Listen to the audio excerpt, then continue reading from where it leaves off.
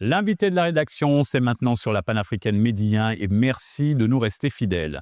Aujourd'hui, nous mettons la lumière sur un forum qui lie deux secteurs clés, l'agriculture et le numérique. Le forum de l'entrepreneuriat agricole et numérique met en avant une idée forte, l'agriculture d'aujourd'hui peut être innovante, connectée et créatrice d'emplois pour la jeunesse. L'objectif est simple, transformer ce secteur stratégique en véritable levier d'insertion et d'autonomisation en combinant savoir-faire local et outils numériques au service du développement. Pour en parler, nous recevons M. Abdourahmane Touré, initiateur de ce forum et fondateur de Global Agency of Leadership. Merci d'avoir accepté notre invitation. Merci pour l'invitation, Alex. Monsieur Touré, quel est le contexte et la vision qui ont motivé la création du forum de l'entrepreneuriat agricole et numérique?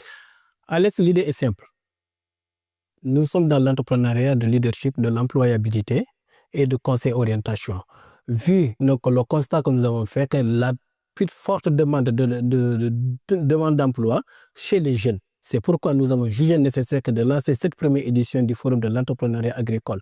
Vu l'entrepreneuriat agricole, parce qu'on voudrait organiser cette première espace pour permettre donc, à un échange donc, entre les demandeurs et les bailleurs et les institutions étatiques. Pourquoi avoir décidé d'associer l'agriculture au numérique pour aborder la question de l'emploi des jeunes?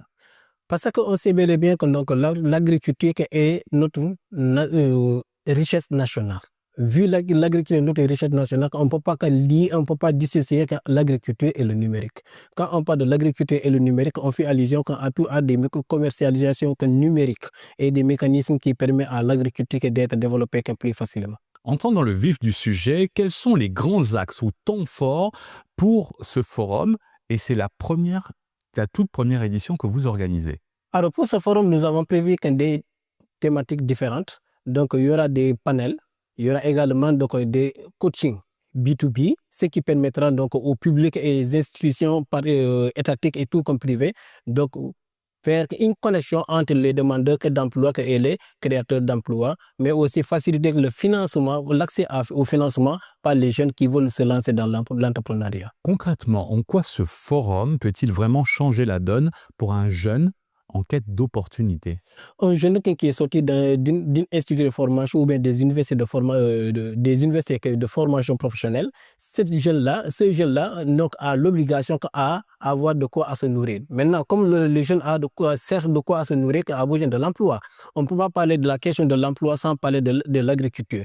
Quand on parle de l'agriculture, on fait allusion également au numérique. À travers ce numérique, ce qui permettait à ces jeunes-là de se lancer, devenir des créateurs d'emploi pour ne pas devenir que des demandeurs d'emploi. Qui sont ces jeunes que vous ciblez particulièrement? Est-ce des étudiants, des porteurs de projets, des gens vivant en milieu rural et qui peuvent utiliser l'agriculture pour se développer socialement et économiquement?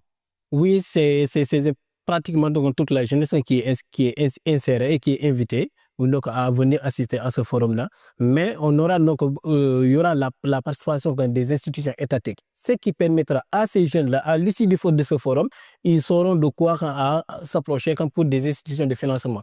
Ces jeunes seront des étudiants, des créateurs d'emplois, des entrepreneurs agricoles, mais également donc, des experts dans le domaine. Afin de susciter de la motivation, c'est chez jeunes, avez-vous identifié des success stories de jeunes ayant combiné agriculture et numérique pour créer leur propre activité? Et seront-ils présents à ce forum pour partager leur expérience? Effectivement, il y aura des jeunes entrepreneurs dans le domaine qui viendront assister à ce forum-là.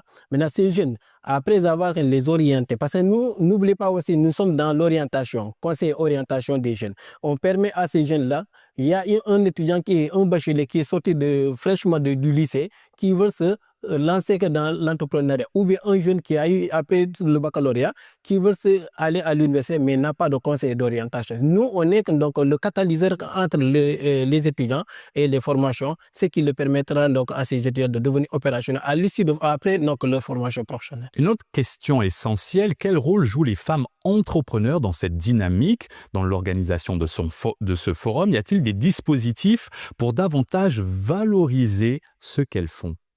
Oui, Alex, n'oublie pas aussi, moi, je suis donc, de la région de Sédhiou. Donc, nous sommes grandis que dans un milieu rural, ce qui fait donc, à travers les femmes qui sont dans la zone à la base, ces femmes-là sont les bâtisseurs donc, de l'agriculture à travers des rizicultures, de maraîchage, entre autres. Maintenant, à l'issue de ce forum-là, ces femmes seront invitées, sont déjà invitées et seront présentes donc, lors de ce forum. Attendez-vous à l'occasion de cet événement des propositions concrètes qui pourraient guider des politiques publiques en matière d'emploi et d'agriculture et d'opportunités dans les métiers du digital et du numérique? N'oublie pas aussi donc, on ne peut pas organiser de telles premières éditions du Forum de l'entrepreneuriat agricole sans faire appel donc, à l'État. Parce que l'État, à travers les collectivités territoriales, ce qui permet à l'étudiant, aux jeunes, à se lancer facilement dans le projet d'entrepreneuriat agricole. Maintenant, quand on parle de projet d'entrepreneuriat agricole, ces jeunes-là, à travers l'implication, l'invitation de l'État, parce que l'État, on ne peut pas développer ces idées-là sans faire appel à l'État. Parce que c'est le maillon central de cette première édition. L'État facilite quoi? Permet l'accès à la terre pour ces jeunes-là. Parce qu'avec la situation des fonciers, il faut que l'État puisse faciliter l'accès à la terre pour ces jeunes-là à se lancer facilement. C'est un forum dédié à la jeunesse, à l'employabilité. Comment les jeunes participants sont-ils accompagnés après le forum? Y a-t-il un suivi ou un programme de mentoring, de coaching ou bien même d'accès à certains financements? Oui, il y aura des entités, donc, tout comme l'État. Donc, on a fait appel donc, à la DER, il y a le 3PT, il y a l'ANIDA également qui doivent être invités que d'honneur, mais il y a également avec l'ANPEJ. N'oublie pas aussi avec l'ANPEJ qui joue un rôle capital dans l'emploi des jeunes. Maintenant, avec l'invitation des ADPMO également, j'ai oublié ADPMO, maintenant seront de la partie. Ces mécanismes de l'État permettent à ces jeunes-là à avoir leur financement pour explorer leur idée de l'entrepreneuriat agricole. Maintenant, en tant qu'entrepreneur, selon vous, quelles sont les principales barrières à l'entrepreneuriat agricole et numérique que vous souhaitez lever par cette initiative, ce forum?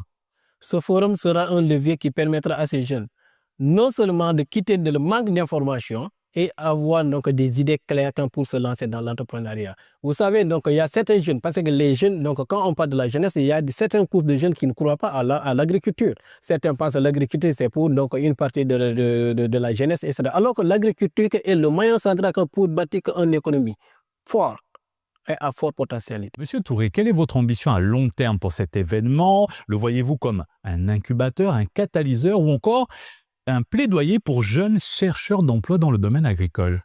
Dans le domaine agricole, on veut, Alex, donc, que ce forum soit un forum régional, national et sous-régional.